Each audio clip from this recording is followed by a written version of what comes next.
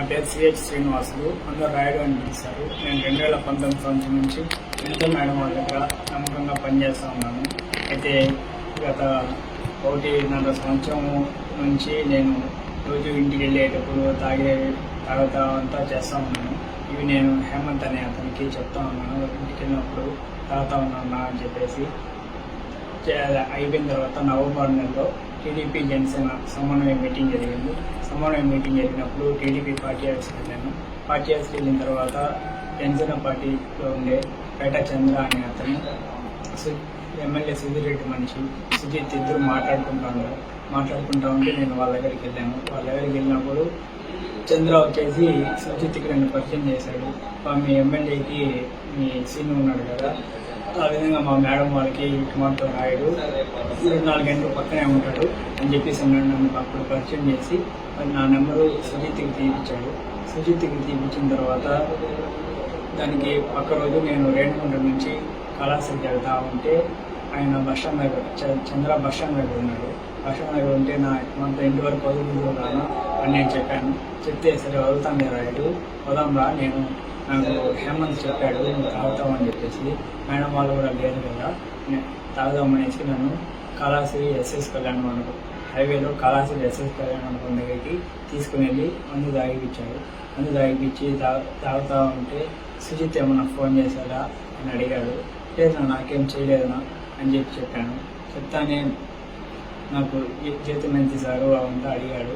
నేను 8 వేలు ఇస్తాను నా అవంతా చెప్పాను. చెప్పిన తర్వాత సుజిత్ ఫోన్ చేస్తాడు. ఫోన్ చేసి మా మేడం వాళ్ళ గురించి విషయాలు అడుగుతాడు. అని చెప్పు, నేను డబ్బులు తీసాను వాడి కాడ అని చెప్పాడు. విషయాలు మనకి ఎందుకు చెప్పాలన్నా వాడికి సుజిత్కి అని చెప్తే, ఏదో రాయుడు ఏం కాదు, వాడు మా పక్కన ఊరోడే, నువ్వు చెప్తావు నేను నీకు డబ్బులు తీసాను అని చెప్పాడు.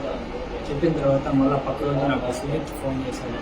సుజిత్ ఫోన్ చేసి చంద్ర ఏమన్నా చెప్పాడా అని అడిగాడు. మాతో ఫోన్ చేశారు, మా మేడం వాళ్ళ గురించి అడుగుతాడు, విషయాలు చెప్తా ఉండు, డబ్బులు ఇస్తాడు అని చెప్పాను. ఎంత డబ్బులు ఇస్తామని చెప్పినాడు అని అడిగాడు. లేదు నాకు ఎంత ఇస్తామనేసి ఏం చెప్పలేదు, విషయాలు ఫోన్ చేస్తాడు, విషయాలు అడుగుతాడు, అది మాత్రం చెప్పు అని చెప్పి నేను డబ్బులు తీసాను అని చెప్పాను. సరే నేను ఇస్తాను అని చెప్పి దానికి మళ్ళీ 2 రోజుల తర్వాత నేను మేడం వాళ్ళ ఇంటి దగ్గర ఉంటే పేట చంద్ర అని అతను ఫోన్ చేసి ఎస్ఎస్ కళ్యాణ మండపం దగ్గర ఉన్నాం రాయుడు, 1 నిమిషం వస్తావా మాట్లాడాలా అని చెప్తే నేను బండి వేసుకొని ఎస్ఎస్ కళ్యాణ మండపం దగ్గరికి వెళ్ళాను. బండి అక్కడికి వెళ్తే అక్కడ ఆల్రెడీ సుజిత్ చంద్ర కూర్చొని మందు తాగుతా ఉంటే నేను వెళ్తాను, నాకు గ్లాస్లో పోసి రాయుడు అని చెప్పారు. లేదు నా మేడం వాళ్ళు ఇంటికాడ ఉన్నారన్నా, నేను తాగి వాసన వస్తుంది తెలుసుకోవాలి చెప్తాను మళ్ళీ ఇద్దరేనా అని చెప్తే 1 గ్లాస్ తాగని చెప్పేసి 1 గ్లాస్ ఇచ్చారు. 1 గ్లాస్ ఇచ్చిన తర్వాత నీకు చెప్పినాను కదా మేడం వాళ్ళ గురించి అడుగుతా ఉంటాడు, ఫోన్ విషయాలు అడుగుతాడు, డబ్బులు ఇస్తాడు అని చెప్పేసి చెప్పాను కదా అని చెప్పి అడిగినాడు. అవును నాకు చెప్పినారు నేను చెప్పాను. చెప్పిన తర్వాత 30 లక్షలు ఇస్తాడంట సుజిత్, విషయాలు చెప్తా ఉంది అని చెప్పారు. 30 లక్షలు అంత డబ్బులు ఎందుకు అని చెప్పి నీకు చెప్పావు 8 వేలు జీతం అని చెప్పేసి నేను అడిగిన బయట వెళ్ళి బాగా హ్యాపీగా ఉంటాడు అని చెప్పేసి అప్పుడే నాకు 2 లక్షలు తీసి ఇచ్చాడు. చంద్ర అనే అతను సుజిత్ దగ్గర 2 లక్షల డబ్బులు ఇచ్చాడు. ఆ 2 లక్షల డబ్బులు నేను తీసుకొని నేను ఇంకా డబ్బులకి పెట్టుబడి ఇంకా డబ్బుల కోసం డబ్బుపై ఆశ చేసి ఇంకా 2 లక్షలు ఇచ్చారంటే ఇంకా 30 లక్షలు కూడా ఇస్తారు అని చెప్పేసి ఆ డబ్బులు కూడా తీసుకున్నాను అని చెప్పేసి నేను ఆ 2 లక్షల డబ్బులు తీసుకొని పార్టీ హౌస్కి వెళ్ళిపోయి అక్కడ నా రూమ్లో నా ర్యాక్లో నేను దాచి పెట్టేసి మళ్ళీ ఇంటికి వెళ్ళినప్పుడు ఇంటికాడ పెట్టేసి ఖర్చు పెట్టేస్తూ ఉంటే అప్పుడు నాకు సుజిత్ ఫోన్ చేయడం స్టార్ట్ చేశాడు. ఫోన్ చేసి విషయాలు అడుగుతూ ఉన్నాడు, ఎక్కడ వెళ్తున్నారు, ఏం చేస్తున్నారు అంతా అడుగుతూ ఉన్నాడు. నేను మొత్తం పిండి నుంచి చెప్తా ఉన్నాను. చెప్పేసి ఆ టికెట్ కోసం ఏమైనా ట్రై చేస్తున్నారో అవంతా అడిగాడు. అవును మనతో పార్టీ హౌస్కి వెళ్తున్నారు, పార్టీ హౌస్లో మాట్లాడుతున్నారు, నాదేలా మనం మాట్లాడుతున్నారు, అది మొత్తం నేను చెప్పేసి ఇంకా ఎలక్షన్ అంతా అయిపోయింది. సుధీర్ రెడ్డికి టికెట్ వచ్చిన రోజు అన్న వచ్చేసి సుధీర్ రెడ్డిని మాతో సుధీర్ రెడ్డి వీడియో ఒకటి మాట్లాడి ఇప్పుడే కాదు ఇంకో వచ్చే 15 సంవత్సరాలు 20 సంవత్సరాలు మేమే ఇక్కడ ఉంటాము, మమ్మల్ని ఎవరు ఏం చేయలేరు అని చెప్పి వీడియో మాట్లాడుతూ ఉంటే నన్ను వాళ్ళు చూసి సుధీర్ రెడ్డిని తిట్టారు. వీడు ఇంకో 6 నెలల ముందు వచ్చేసి టికెట్ తెచ్చుకొని ఓవర్ యాక్షన్ కాదు అంటా ఉంటే నేను అప్పుడు వాడికి వాయిస్ మెసేజ్ వాట్సాప్లో రికార్డ్ చేసి వాడికి సుజిత్కి పెట్టాను. సుజిత్కి పెట్టిన తర్వాత చంద్ర వచ్చి నన్ను అడిగాడు, ఇంకా రికార్డ్ పెట్టామనుకున్నా అనేసి. అవునా సుజిత్ అడిగాడు, దానివల్ల రికార్డ్ ఆన్ చేసి పెట్టినా నేను చెప్పాను. చెప్పింది సరేలే అనేసి అయిపోయిన తర్వాత మళ్ళీ ప్రచారాలు జరిగేటప్పుడు రోజు ఫోన్ చేసి అడగండి ఏమేమి మాతో పాటు రావడం లేదు, ప్రచారాలు నేను సపరేట్గా ఎందుకు చేస్తున్నారు అంతా అడుగుతా ఉన్నారు. లేదు ఆయన సూర్యుడికి ఫోన్ చేయడం లేదు అనేసి మేడం వాళ్ళు రావడం లేదు అనేసి నేను చెప్తా ఉన్నాను. 2 సార్లు పేట చిరంజీవి వాళ్ళ షాప్ ఎదురుగా బైక్ పార్కింగ్ దగ్గర కూడా నేను సుజిత్ 2 సార్లు చంద్ర ముగ్గురం కలిసి 2 సార్లు అక్కడ మాట్లాడుకుంటా ఉన్నాము. ప్రచారాలు రావడం లేదు ఏమి అని అడుగుతూ ఉంటే అవి మాట్లాడుతూ ఉంటే అవి మేము ముగ్గురం మాట్లాడుతున్న విషయాలు కూడా పేట చిరంజీవి షాప్ గురించి హేమంత్ రాము ఒకసారి చూశారు. మన హేమంత్ రాము మన తోట సురేష్ అమ్మాయిని కూడా ఒకసారి చూశారు. చూసి మమ్మల్ని అయితే ఏం అడగలేదు. మేము వాళ్ళు ఉండేది నేను గమనించాను. మళ్ళీ ప్రచారాలు మళ్ళీ రావడం లేదు.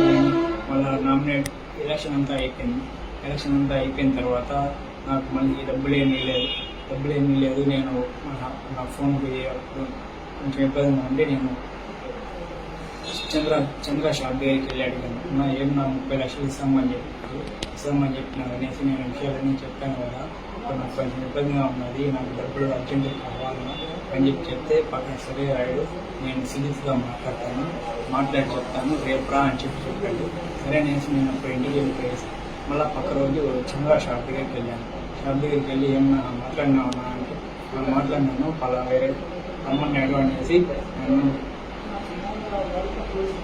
బస్టాండ్ పక్కన గవర్నమెంట్ హాస్పిటల్ సందులో నుంచి అక్కడ గుంతలు ఎస్ఎస్ కళ్యాణ మండపం నుంచి ఎంజిఎం హాస్పిటల్ నుంచి రిలయన్స్ పెట్రోల్ బంక్ అట్లా శివనారపాలెము అక్కడ డ్యామ్ దగ్గరికి తీసుకుని వెళ్ళాడు. చంద్ర తీసుకుని వెళ్ళి అక్కడ ఆల్రెడీ సుజిత్ ఉన్నాడు బ్యాగ్ పెట్టుకుని ఉంటే ఏం బాగా మాతో డబ్బులు ఇస్తామని చెప్పినాను కదా మా వాడికి అని చెప్పేటప్పుడు వాడు నాకు 20 లక్షలు ఇచ్చాడు.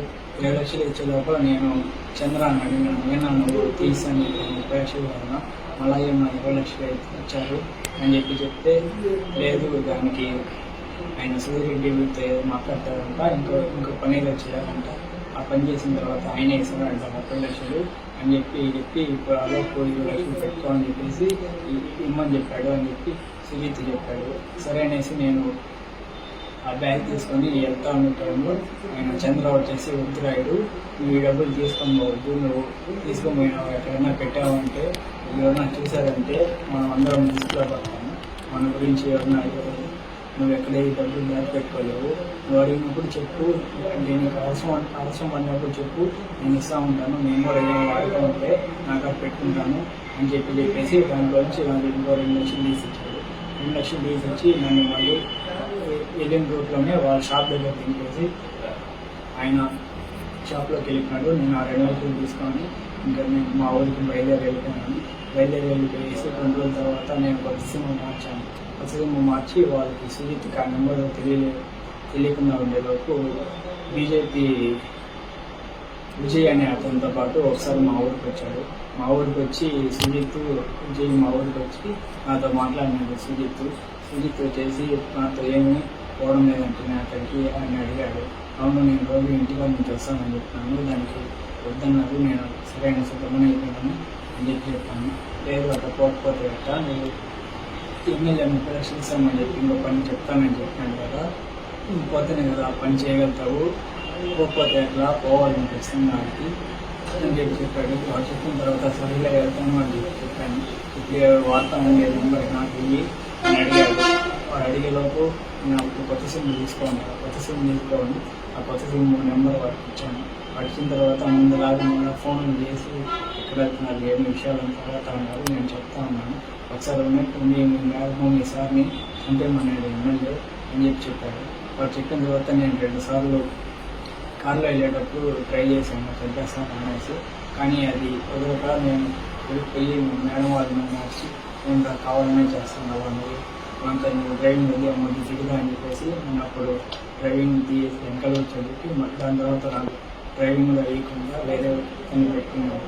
నేను సుజిత్కి చెప్పాను, నాతో చేస్తానండి, అది చేసి నాకు కారు ఇవ్వడం లేదు, డ్రైవర్ని మార్చేసినారు అని చెప్పాను. చెప్పిన తర్వాత సరేలే అని చెప్పి గమనైపోయిన తర్వాత ఏప్రిల్ 6వ తారీఖు నాకు నైట్ ఫోన్ చేసి కోకోకోలా ఫ్యాక్టరీ దగ్గర ఒక రూమ్లోకి రమ్మని చెప్పారు. నేను అప్పుడు ఇంటికి ఆఫీస్ దగ్గర ఆలస్యంలో పార్టీ ఆఫీస్ నుంచి మా ఊరు ఆర్చికాడికి వెళ్ళి అక్కడ అతని కోసం వెయిట్ చేస్తా ఉన్నాను. వెయిట్ చేస్తా ఉంటే సిటీకి వచ్చి తీసుకొని వెళ్ళారు. అది వచ్చేసి మన కోకోకోలా ఫ్యాక్టరీ ఆపోజిట్లో ఒక ఇల్లు లాగా ఉంటుంది, ఆ ఇంటి గాడికి తీసుకొని వెళ్ళాడు. తీసుకొని వెళ్ళిన తర్వాత చంద్ర కూడా వచ్చాడు. అక్కడికి వచ్చి మామూలుగా మందు తాగుతూ ఉన్నాము. నైట్ తాగుతూ ఉంటే సుజిత్ చేసి చంద్ర అని అడిగాడు, ఇంకా మీ వాడికి ఇచ్చిన డబ్బులు ఇంకా ఇచ్చేసినామా లేదా అని అడిగాడు. లేదు నాకైనా ఉన్నది, అడిగినప్పుడు ఇస్తాను అని చెప్పాడు. మాతో ఎందుకు నువ్వు అన్నదానం చేస్తామనేది అనేసి సుజిత్ చంద్ర అని అడిగాడు. లేదు ముందు అంటే అప్పుడు వ్యాపారాలు బాధ్యతనే చేసినాము, ఇప్పుడు కుదరడం లేదు, ఆ డబ్బుల్లో ఇచ్చిన డబ్బుల్లో నుంచి చేస్తున్నాము అని చెప్పాడు. మీ మేడం వాళ్ళు బర్త్డే వస్తుంది, ఏం ప్లాన్ చేస్తున్నారు అని అడిగాడు. అడిగిన తర్వాత ప్రోగ్రాంలు ఏం లేవు, ప్రోగ్రాంలు ఏం అనుకోవడం లేదు, ఇంకా ఏం ప్లాన్ చేయలేదు అని చెప్పాడు. సరే మీ వాళ్ళని అమ్మచ్చా రికార్డు అమ్మ చేస్తున్నాను మాట్లాడలేదు, అవంతా అడిగినాడు. లేదు అతనితో ఏం చేయలేదు అని చెప్పాడు. చెప్పిన తర్వాత అతను చంద్ర అనే అతనికి ఫోన్ వచ్చేలోపు పోయి ఫోన్ మాట్లాడతా అట్లే వెళ్ళిపోయినాడు. అలాగే నాకు 2 మంది పోయి నేను పని చేసే టైంలో సుజిత్ వచ్చేసి నాకు ఫోన్ తీసుకున్నాడు. నా ఫోన్ తీసుకొని ఏదో నైట్ మొత్తం చూశాడు. చూసిన తర్వాత మళ్ళీ నేను అప్పుడు పని చేసాను. తెల్లవారితో లేచి ఫోన్ తీసేలోపు ఛార్జింగ్ అయిపోయి మళ్ళీ అతనే కేబుల్ ఇచ్చాడు. కేబుల్ ఇచ్చి ఛార్జింగ్ పెట్టుకుంటా ఉంది. అర్ధగంట ఛార్జింగ్ పెట్టుకుని నేను తిరుపతికి వెళ్ళాను హాస్పిటల్ కాకి. తిరుపతికి వెళ్ళిన తర్వాత మళ్ళీ ఫోన్ చేశాడు సుజిత్. ఫోన్ చేశాక నా అంతా తిరుపతికి వచ్చుకున్నాను అని చెప్పాను. చెప్పిన తర్వాత సరే అయిపోయిన తర్వాత నైట్ ప్లేస్కి వచ్చేసేయి అని చెప్పాడు. సరే అనేసి నేను అక్కడ అయిపోయిన తర్వాత నాతో పవన్ అనే అతను ఉంటే అతన్ని వాడికి ముట్టుకండే దగ్గర టిఫన్ అంతా తీపిచ్చి వాడికి మందు తీసుకోమని చెప్పేసి వాడికి చెప్పి ఆర్చికారు తీసేసి వాడిని పంపించేసి సుజిత్ వచ్చి నన్ను ఆ రూమ్ కాడికి తీసుకొని పోయాను. రూమ్ కాడికి తీసుకొని పోయి బిర్యానీ మందు అంతా తీసుకొని వచ్చి తాగుతా ఉండి తింటా ఉండే టైంలో మధ్యాహ్నం టైంలో ఎమ్మెల్యే సుబ్బిరెడ్డి ఆ రూమ్ దగ్గరికి వచ్చాడు. రూమ్ దగ్గరికి వచ్చేసి ఏమో నువ్వైనా అంతా ఒక పని చేస్తూ ఉండేది అని అడిగాడు. అవును నేనే అని చెప్పాను. అంతే సార్ నేను జీతం అంతా అడిగాడు. నేను 9,000 ఇస్తున్నారు అని చెప్పాను. 9,000 ఇంకా ఎవరన్నా పని చేస్తారా, నేను 19,000 ఇస్తాను, నా కాడికి వచ్చేసి అని అడిగాడు. లేదు మా మేడం వాళ్ళకి పదవ వచ్చిన తర్వాత కారు ఇల్లు కొనిస్తామని చెప్పారు, దానికోసం నేను ఆడే ఉన్నాను, మా ఇంట్లో ఇక్కడే ఉన్నామని చెప్తారు అని చెప్పాను. సరే నువ్వు రాకపోతే పోయినావు, మీ మా కోవిడ్లో ఉంటాడంటే మీ అత్త మీ చెల్లెలు కోడల్లో ఉంటారంటారు, ఈ మధ్య పెళ్ళి మీ చెల్లెలకి మీ అవ్వ ఒకటి ఇంట్లో ఉంటారంట కదా, మీరు బుకింగ్ ఫారం అంటారు కదా అని అడిగాడు. అవును నీకు ఇవన్నీ ఎట్లా తెలుసు అని చెప్తే నేను ఎమ్మెల్యే నాకు ఇవంతా తెలియకుండా ఉంటుందా అని చెప్పాడు. చెప్పిన తర్వాత మా వాడు ఆల్రెడీ 20 లక్షల ఉంది నన్ను ఇచ్చినారా అని అడిగాడు. ఆయన ఇచ్చాను అని చెప్పాను. దాని తర్వాత సరే నువ్వు నా కాడికి రాకపోతే చెప్పినావు, మీ మేడం ఉంది సార్ ఏదైనా ప్రైవేట్గా ఉండే వీడియోలు లేకపోతే పార్టీలు ఎవరికైనా పెద్దవాళ్ళతో మాట్లాడుతూ ఉండే వీడియోలు లేకపోతే ఏదైనా నన్ను చెప్తా ఉండే వీడియోలు లేకపోతే మీ మేడం ఏదైనా వల్గర్గా ఉండే వీడియోలు నాకు ఇచ్చేసేయి, ఆల్రెడీ మా వాడు చెప్పినారు కదా నీకు 30 లక్షలు డబ్బులు ఇస్తామని చెప్పేసి అని వాడు పక్కన డబ్బులు ఓపెన్ చేసి చూపించి ఈ మాత్రం అవి నాకు ఇచ్చేసినా ఉంటే ఈ డబ్బులు నీకు ఇచ్చేస్తాను, నేను బయటకు పంపించేస్తాను, నీ పేరు ఏడా రాను, అన్నీ వెళ్ళి హ్యాపీగా బతుకు అని చెప్పేసి డబ్బు వేయకుండా తీసుకుని వెళ్ళిపోయాడు. తీసుకుని వెళ్ళిపోయిన తర్వాత అక్కడ కొంచెంసేపు ఉండి నేను తినేసి ఇంటికి వచ్చేసాను. ఇంటికి వచ్చేసిన తర్వాత మళ్ళీ నాకు 14వ తేదీ సుజిత్ చంద్రాకి చెప్పినాను, మాతో ఎమ్మెల్యే ఇంటికి వెళ్ళేసి వచ్చాను అని చెప్పి మాతో ఏం చెప్పాడు అని అంతా అడిగాడు.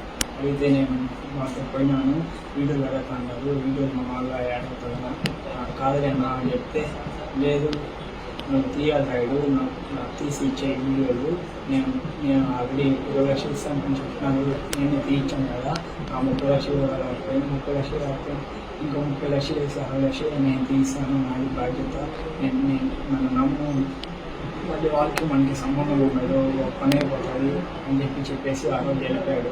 ఆ రోజు నాకు కొట్టేసాయి అని అతను కూడా 3 సార్లు ఫోన్ చేశాడు. 3 సార్లు ఫోన్ చేసే లోపల నేను ఫోన్ చూడట్లేదు, ఆటోమేటిక్గా రిప్లై కాల్ యూ బ్యాక్ అనేసి పెట్టిన తర్వాత అతను నాకు మెసేజ్ పెట్టాడు, ఏమి మాటలో సుజిత్ ఎమ్మెల్యే ఇంటికి తీసుకున్నాడంటే మాట్లాడినంటే కదా, ఆ వీడియోలో తీసి చేరాడు అంటే సుజిత్ చంద్ర ఆల్రెడీ ముందే మాట్లాడుతూ ఉన్నారు వీడియోల గురించి, మేడం వాళ్ళు ఆల్రెడీ నేను ముందు విషయాలు చెప్తాను అంత ఆల్రెడీ మాట్లాడుతూ ఉన్నాను. ఎందుకంటే నాకు మెసేజ్ పెట్టాడు, మాకు ఆ వీడియోలు తీసిచ్చేది మనం మనం కలిసి ఉండాలి, ఎప్పుడు వాళ్ళని ఊళ్ళో నుంచి తరమియాలి, ఆ వీడియోలు తీసిచ్చే వల్ల అవుతుంది అనేసి నాకు మెసేజ్ పెట్టాడు. అన్నాను నాకు మెసేజ్ ఏం పెట్టద్దు, నా ఫోన్ ఎప్పుడు అకౌంట్ తీసుకుంటారో తెలియదు, ఏదైనా ఉంటే చంద్ర అని చెప్పు, చంద్ర నాకు చెప్తాడు అని చెప్పాను. చెప్పిన తర్వాత సరే అనేసి దాని తర్వాత 23వ తారీఖు వరకు నేను అప్పటి వరకు నేను వీడియోలు ఏమి తెలియదు. 23వ తారీఖు సుజిత్ నాతో డైరెక్ట్గా మాట్లాడి ఏమి ఎమ్మెల్యేని మాట్లాడిన తర్వాత ఏమి పెట్టలేదా అనేసి బెదిరించి మీ ఇంట్లో గురించి అంతా మాకు తెలుసు అని చెప్పిన వాడు ఏంది నువ్వు ఉన్నావు, మేము మా గురించి మీకు తెలియదు, అప్పుడు మేము మేడము కాదు పోలీసులు తీసింది కూడా మేమే, మా గురించి నీకు పూర్తిగా తెలియదు, మేము ఇంట్లో నుంచి నాకు అడ్డేస్తాము, ఏడాదిన్నర మొత్తం చెప్పాను కదా, లేదంటే నువ్వు ఇన్ని రోజులు మాట్లాడుతుంది అంతా నా కాడ రికార్డులు ఉండదు, నేను బయట పెట్టేస్తాను, బయట పెట్టానంటే మీ మేడం నేను ఏం చేయాలో చేస్తారు, అంతవరకు తెచ్చుకోవద్దు, మీరు పోలీస్ స్టేషన్కి పోయినా కూడా ఏం చేయలేదు, మేడం ఏం చేయలేదు, ఏం చెప్తే అదే చెప్తారు అని చెప్పేసి నాకు మర్యాదగా ఇచ్చేది ఎప్పుడు ఇస్తాం అడిగాడు.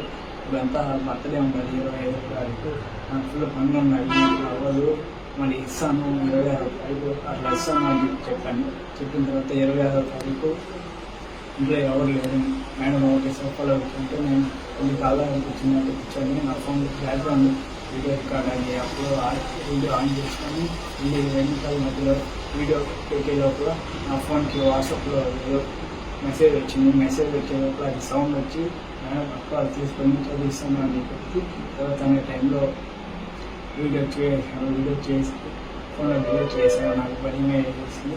నేను సుజిత్కి ఫోన్ చేశాను, అంత వీడియో తీస్తూ ఉండి నేను దొరుకుతున్నాను, ఏం చేయాలి ఇప్పుడు అని చెప్తే నువ్వేమని చెప్పావు అని అడిగాడు.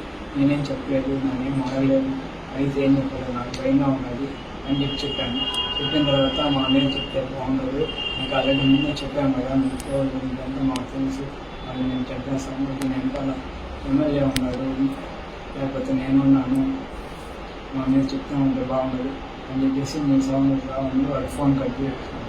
ఫోన్ కట్ చేసిన తర్వాత నేను ఏం చేయాలో తెలియక నేను ఒకటే సాయి అయినట్టు మెసేజ్ పెట్టాను. మనతో వీడియో గురించి తీస్తామని దొరుకుతున్నాను, ఏం చేయాలి అని వాడు కూడా ఏం రిప్లై అయ్యాడు. దాని తర్వాత నేను గట్టా చంద్ర మెసేజ్ పెట్టాను, ఆయన మనతో వీడియో తీస్తాను దొరికినా అని చెప్పే లోపల ఆయన అవునా ఎక్కడ అయిపోయినా రాయుడు, నా మీద చెప్పద్దు, డబ్బు నేను తీసాను, నేను ఎక్కడ తప్పించుకొని వచ్చేసేది అని చెప్పాడు. చెప్పిన తర్వాత నేను ఆ రోజు ఎమ్మెల్యే కూడా మెసేజ్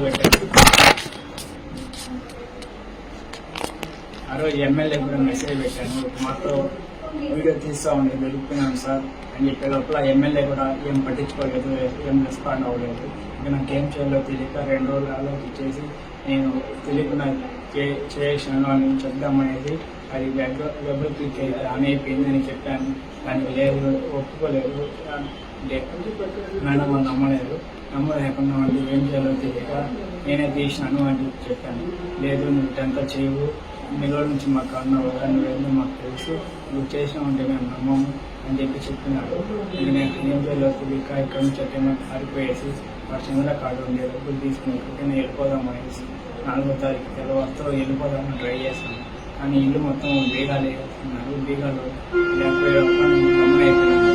ఆ రోజు మధ్యాహ్నం ఇంకా పైనుంచి దూకేద్దామనేసి నేనే మిద్దిపై నుంచి కింద దూకేశాను. దూకేసి వెళ్ళిపోదాం అనుకున్నాను. కానీ అప్పుడు ఖాళీ అయిపోయారు, ఇంకా ఏం చేయాలి చెప్పాను.